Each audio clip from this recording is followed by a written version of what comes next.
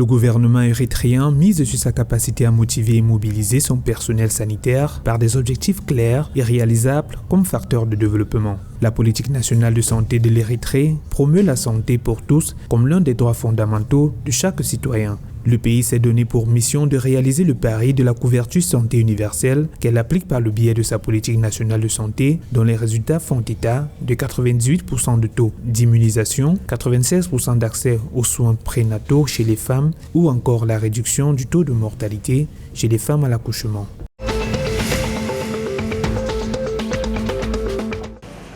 Les entreprises chargées de la production des engrais au Malawi s'inquiètent de la nationalisation du secteur dans le cadre du programme d'intrants abordables, ce qui pourrait perturber le marché local des engrais.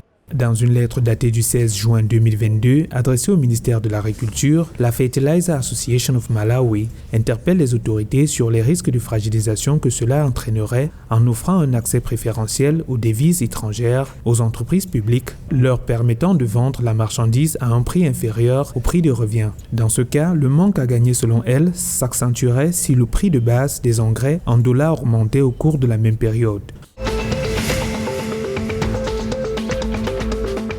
La Uganda Revenue Authority, l'autorité fiscale ougandaise, a enregistré 704 milliards de shillings de manque à gagner. Selon son patron John Musinguzi, ce résultat serait la conséquence de la crise sanitaire de Covid-19 sur l'économie ougandaise. Malgré l'effet de la pandémie et d'autres facteurs majeurs comme la crise économique mondiale qui sévit, le pays a réalisé l'une des meilleures performances jamais enregistrées en 2021 avec plus de 21 000 milliards de shillings collectés.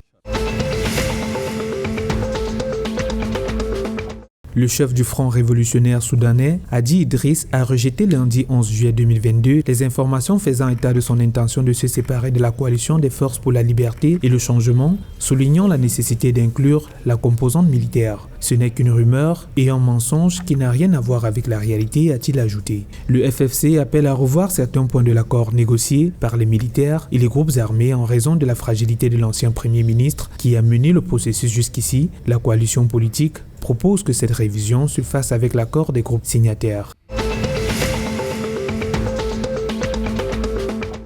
Les entreprises en charge de la manutention au sol à l'aéroport international Abeid Amani Karume de Zanzibar exhortent le gouvernement de Zanzibar à lancer un appel d'offres international afin d'éviter que le secteur ne subisse un coup dévastateur. Dans son discours mensuel, le président Hussein Mwinyi a déclaré que les entreprises locales n'avaient pas la capacité de fournir les services souhaités par Zanzibar au nouveau terminal 3 de l'aéroport. La Swissport Tanzania était le seul prestataire de services au sol du pays de 1985 à 2005, date à laquelle le gouvernement a décidé d'autoriser la concurrence dans le secteur.